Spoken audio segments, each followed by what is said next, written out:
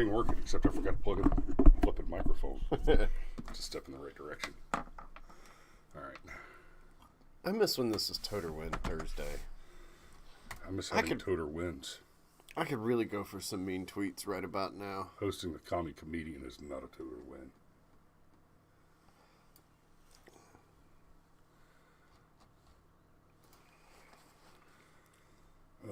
What was I about to do while we're waiting for people to get in there? That's right. Go ahead and throw some tags on the stream.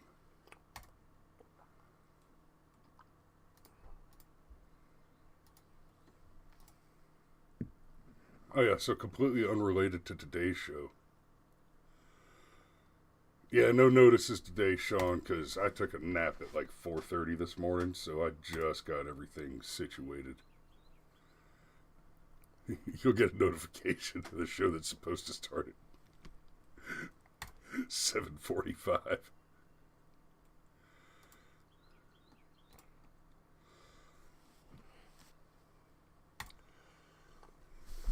It is St. Patty's Day. It is. It is indeed. Might have to find a good stout to drink. Oh, and who is it? Applebee's? Somebody? They're adding Jameson to their margaritas today? What? Yeah, one of the chains, like Chili's or Applebee's, is adding... I can't remember which one. But they're adding Jameson to their margaritas. Interesting. Yeah, nothing could go wrong with that at all. I've got some Guinness in the fridge. That's probably all I need.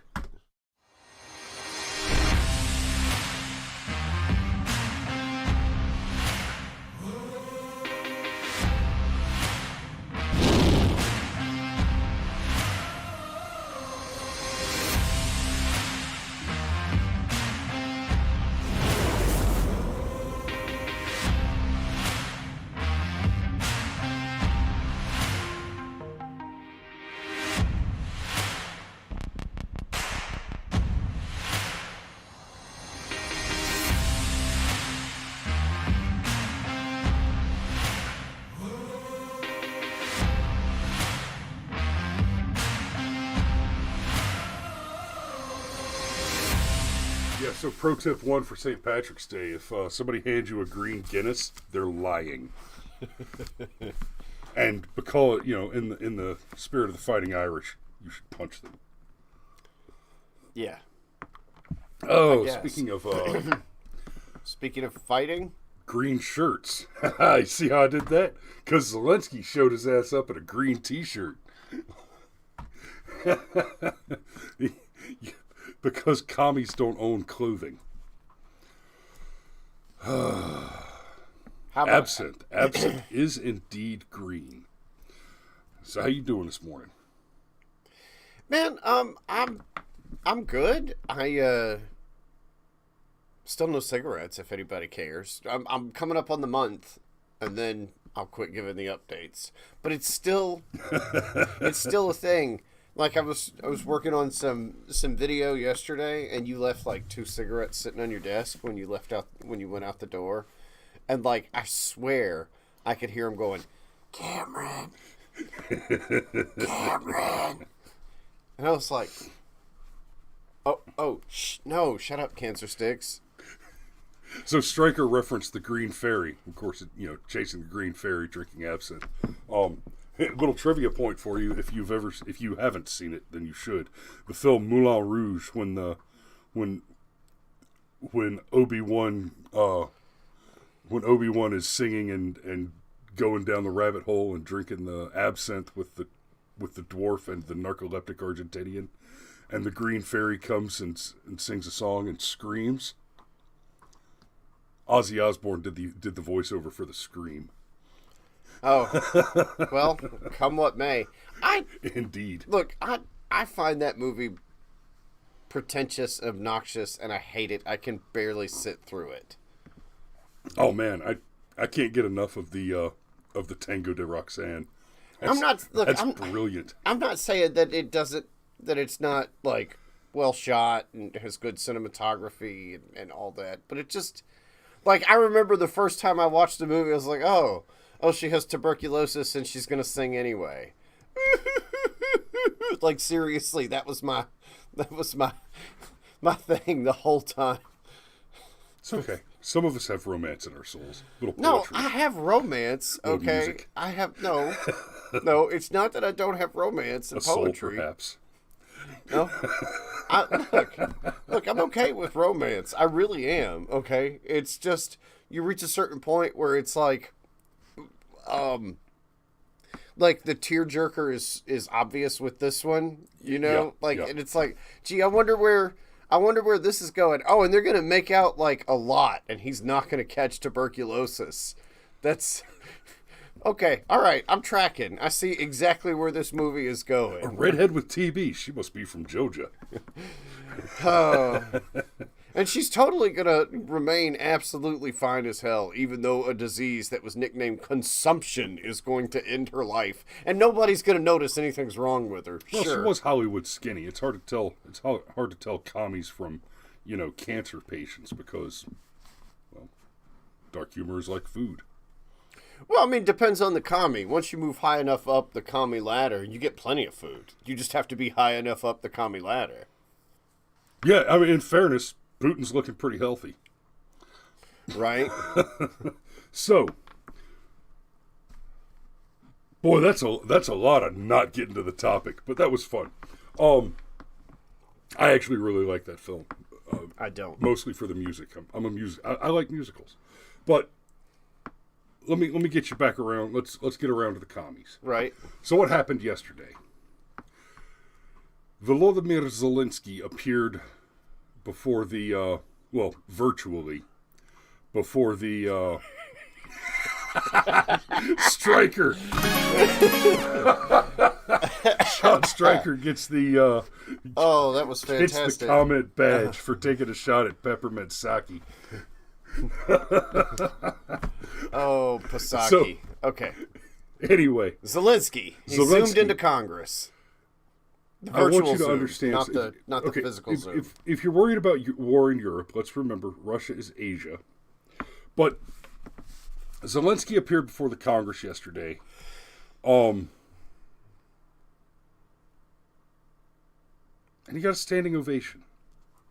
When he asked the question, is this too much to ask? He asked our Congress to declare and enforce a no-fly zone over Ukraine. Is this too much to ask? Yes. Yes, it's too much to ask. There is no scenario in which the United States enforcing a no-fly zone over the Ukraine is not the literal declaration and engagement of open wartime hostilities with the nuclear-armed Russia. So yes, it is too much to ask that the United States become embroiled even further in yet another foreign war with no profit margin. The real tragedy of Afghanistan is that we didn't make a profit.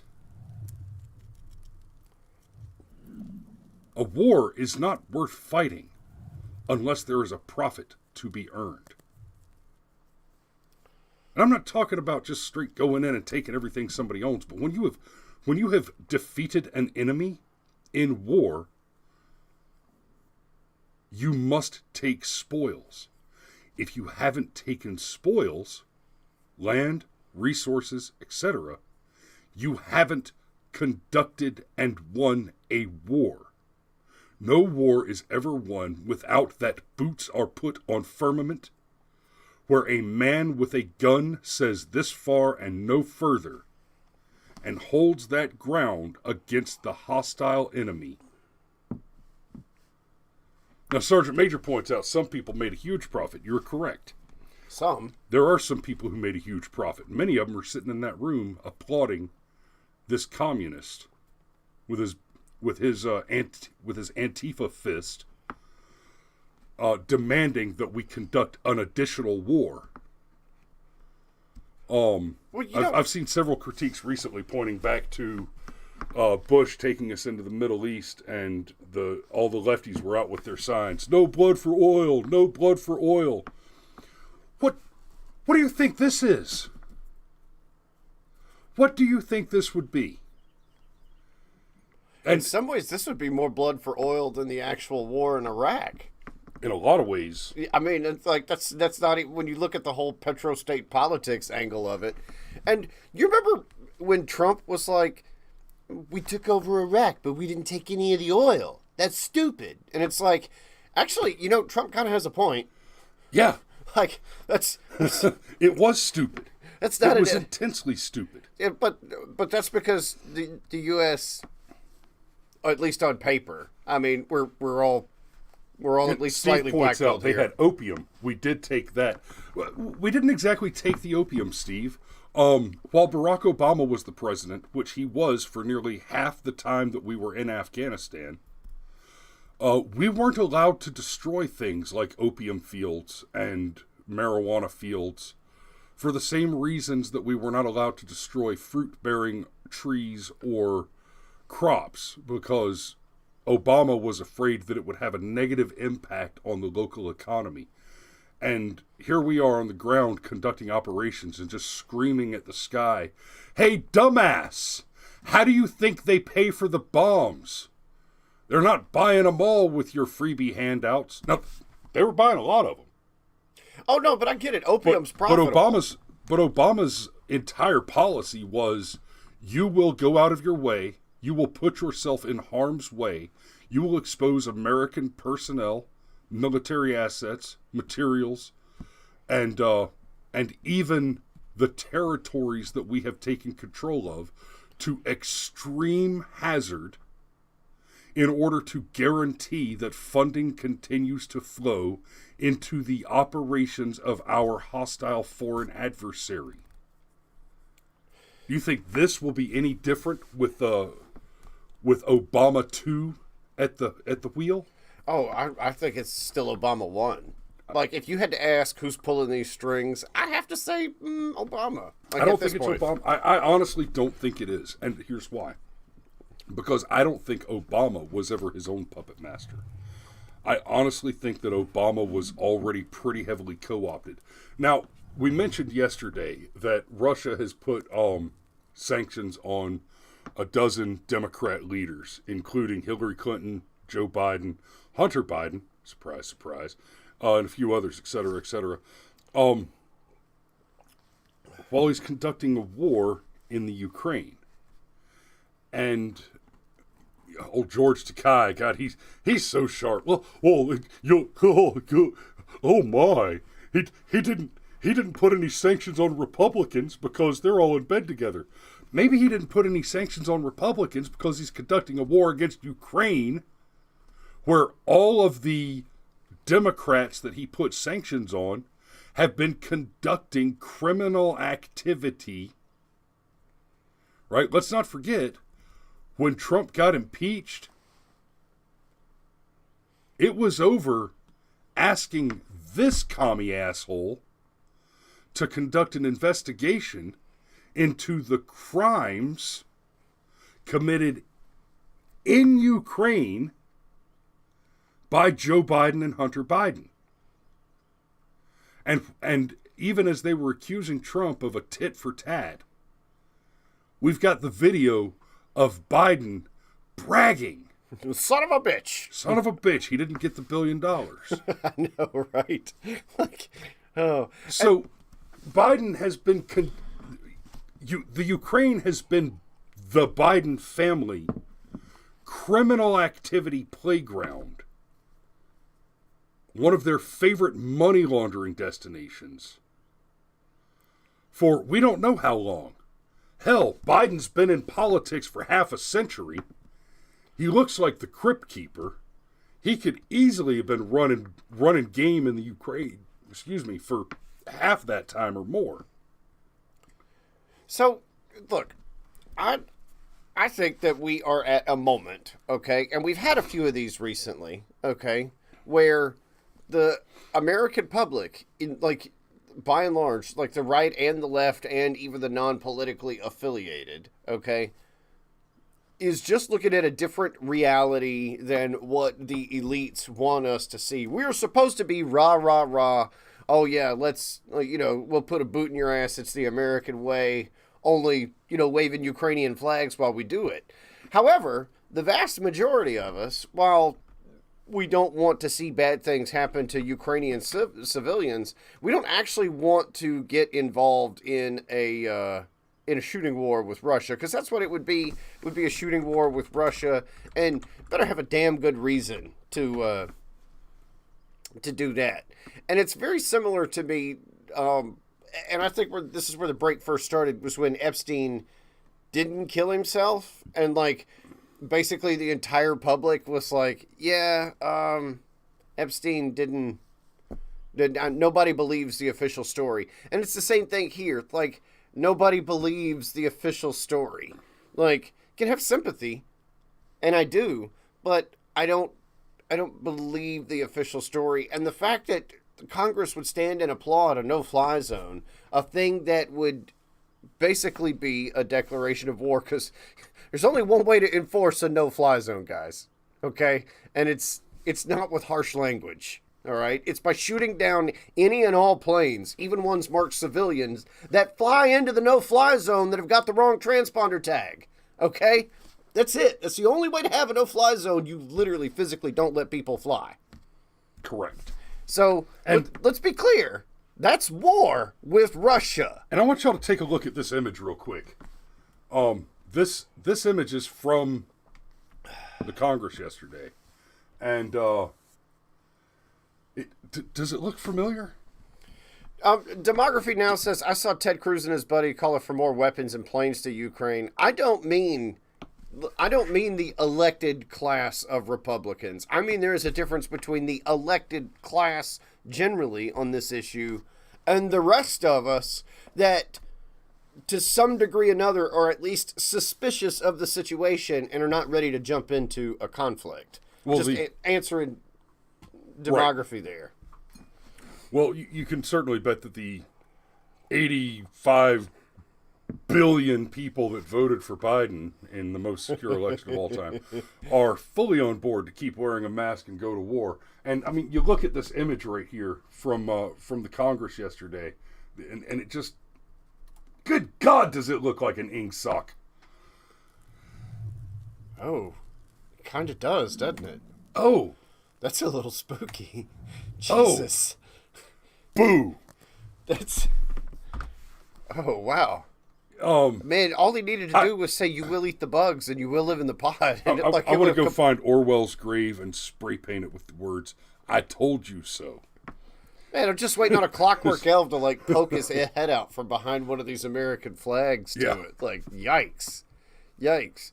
And then, did you hear what our diaper in chief said afterwards? Right? He was asked if Putin was a war criminal, and of course he said yes. And then, I mean, in record time, 19 minutes later, Jen Psaki was clarifying those comments. I said, well, the legal definition still has to be clarified. Right. But the president was just speaking off the cuff. It's just how he feels. And it's I wonder. Yeah, I wonder how it would go over if Joe was to crack a joke about Zelensky stealing somebody's emails. And look, let's be that's a good joke. I'm sure he'd get to walk that one back. No problem. That's a good joke. But look, one of the things that Putin is being criticized for, and I'm not saying this is good or bad, I'm just saying this is factual. We've done episodes before about how war is kind of prior to ethics, right? Putin is actually conducting effective war strategy. Oh, it's awful that he's bombing the shit out of the country. Well, in current year, that's part of how you win a war. And that's awful, but it's true.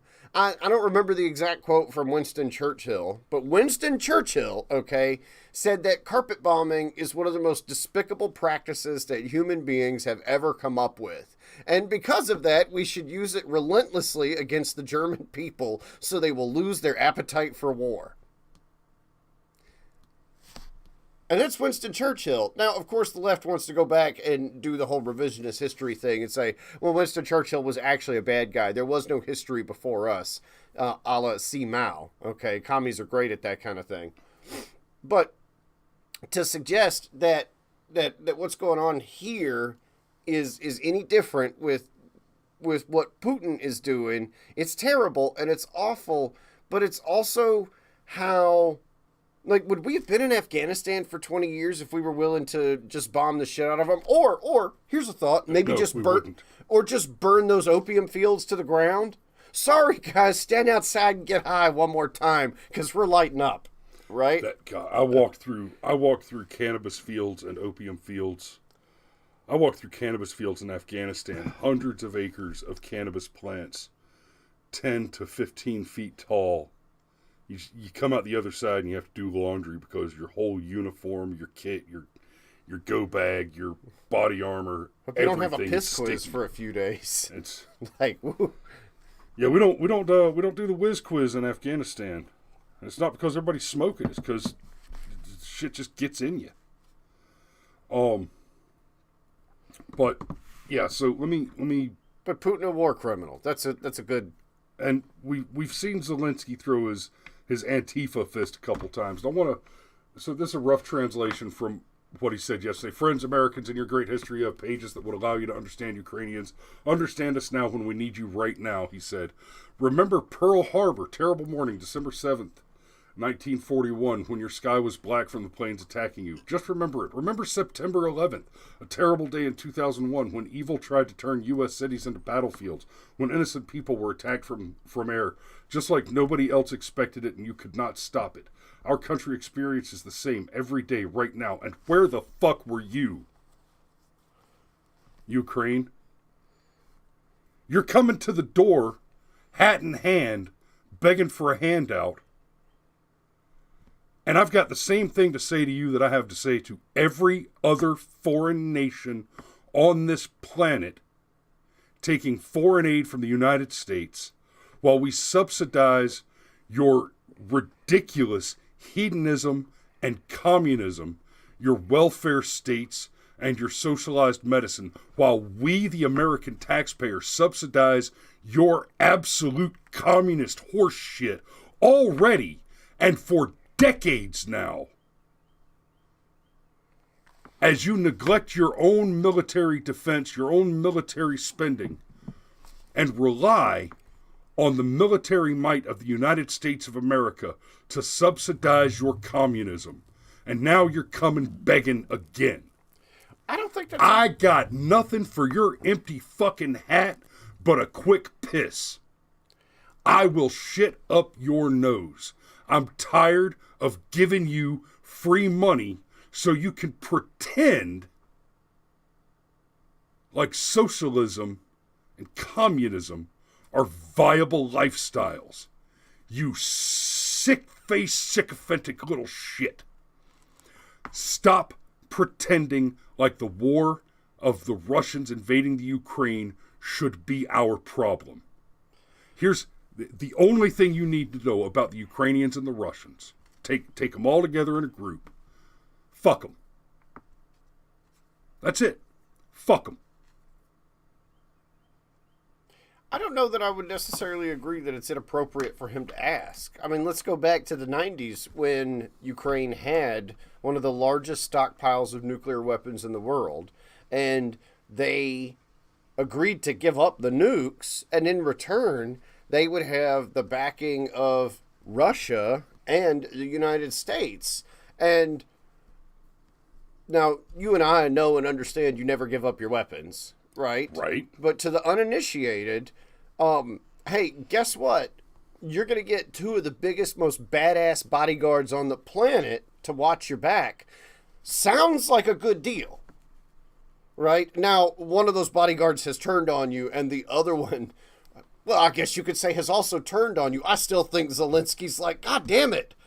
How is it that Biden won't help, but Trump would have stopped this shit before it ever started? Well, it's like they're like any other single minority mother who's decided to lay her bad decisions on the feet of the taxpayer. Look, I screwed up, but how is that my problem? Well, it's your problem because I didn't make your mistake for you.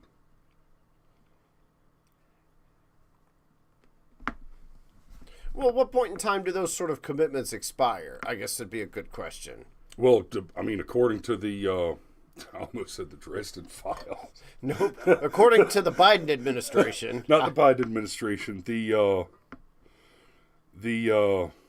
it, it was the agreement it was 1994 when they surrendered the nukes under the Budapest Accords. According to that, it was supposed to be, indefinite. But apparently, well, and that's another thing that we're learning from this whole situation. Not that we ever doubted it, but we're there. You can't bank on continuity from one world leader to the next, right? You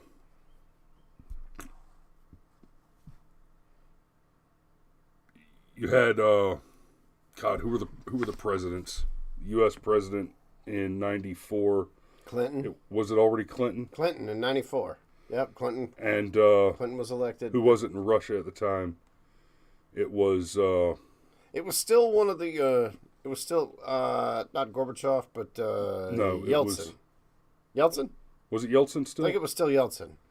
No, it was before. It was pre-Putin. Well, yeah, it was pre-Putin. But only just barely. Putin came in the later '90s, so it was still Yeltsin. Yeah. Yeah, Yeltsin. So and there it is, Sergeant Major. The attitude of most people in the world is we are willing to sacrifice someone else's children for our peace. Right? Exactly. Those of you who are not putting on boots, or not putting your own kids in boots, you are morally the same as the North Koreans who trade their infants to one another because we're hungry, but it's not okay to eat our own children. Ooh, boy. That's some dark communism. Save lives, ban forever war. Yeah, I'm never going to get tired of those kind of jokes. Never, never, never. Never. But I'll say this, though, all right? Apparently, Ukraine is the leftist utopia at the moment. From, 16 years old and up, male or female, doesn't matter. If you want to fight, here's your rifle. Here's your Molotov cocktail. Bad guys are that way. There's still part of me, I have to respect it. I do. You just go into a countryside and there are lessons to be learned here, and some of them are very positive. Like the correct answer to a hostile foreign invasion is an armed citizenry. You just arm everybody. And let me tell you something. If you'd have figured that shit out before you were engaged in a hostile foreign invasion, you might not have had one. Well, I still think that part of this is Zelensky, frankly, thought he was covered. He thought, okay, either Trump gets reelected and we've got Trump, or Biden gets reelected and he's in my pocket. That's... Stryker says, slight disagree, certain non-voted spots could be held forever. The perpetual deep state situation, and the lefty hacks over at CNN, when you say deep state, they say, you're tinfoil hat conspiracy. Shut up. It's not a conspiracy. It is an inignorable fact that the majority of our government is made up of non-elected, high-ranking officials who are not appointed, but promoted into very powerful career positions that are essentially, they're there for life. And I know enough of these guys to know that even when they retire, they still hold the ear of the people who are holding the powerful positions they held before. And so that's what we're talking about when we say deep state. But those guys are not the ones, they may be the advisors and they may be able to influence, but they're not the ones that actually put their name on the paper and make decisions and execute them. That's why it's called the executive branch. So when Trump made a deal with the Taliban to get us out of Afghanistan, and then Biden won the election. Totally. Most fortified election ever. And actually, I want to do a show on Rumble where we talk about how Biden actually did win the election, fair and square. And I mean that unironically. Y'all, we'll have to. Yeah. It's not the deep state that actually puts their name on the line. So Trump made a deal, and then Biden reneged on it, right? And now we're looking at the Budapest Accord being, Royster, I'm going to assume you didn't do that on purpose, but it's hilarious. And then Biden went back on it. Demography is making a point that, and I get where you're coming. Demography is basically saying, and I'm going to read this comment just to spring off of. Handing out guns to untrained citizens is sending them off to their deaths on a suicide mission. This is different than a militia. I get the point that you are trying to make, okay? I really do. However, if it's me and it's my backyard, it's my neighborhood, like we are in a suburb of Atlanta. If there's fucking commie tanks rolling toward Atlanta and they're going to come through Conyers, I want the option. Agreed. And it is you don't after 8 and I have to get to Locust Grove. Oh, that's sad. But you know what? Let's make that tomorrow's Tomorrow's show. Right into Firearms Friday. It'll work right into Firearms Friday. Hey, thanks, Demography. You just gave us our show for tomorrow. So your ass better be here. Yeah. Guns to untrained citizens. There is something to be said, though. Like, when you got somebody defending their home, it's that whole mama bear thing. Like, don't piss off a woman who's trying to protect her baby. She will rip your face off. Yeah. So, and so we'll talk a bit about that. We'll talk a little bit about the Dick Act.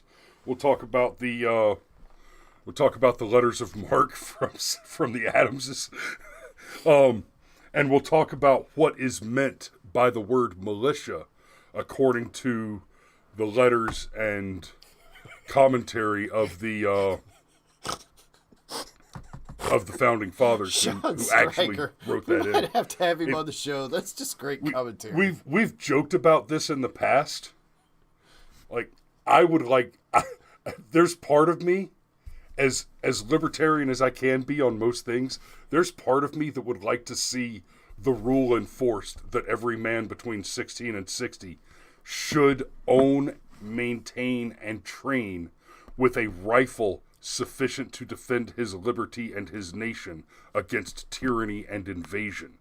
And by that, what I mean is one of the sheriff's new duties will be to send a deputy around to knock on doors and demand that men present their rifles for inspection.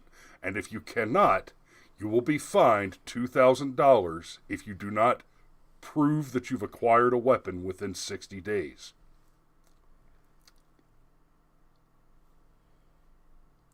Because part of me just wants to see a drill sergeant go around with a white glove and poke your star chamber. And pull it back and say, "Give me 20 and some Q-tips, Private." So. Yep. Anyhow, tomorrow we'll talk about it. It sounds like a great Demography show. asks, where are the guns coming from again? Demography, this isn't complicated. Just as healthcare is a human right, and therefore we all have to pay for it with taxpayer money, then the American government should be replacing my rifle annually and supplying me with a monthly ammunition stipend for training purposes. Right? That's how rights work, isn't it? Rights mean that somebody else has to pay for my shit? Just put that in your pipe and smoke it. You know, your Biden crack pipe TM. Good luck, guys, and we'll see you tomorrow. Be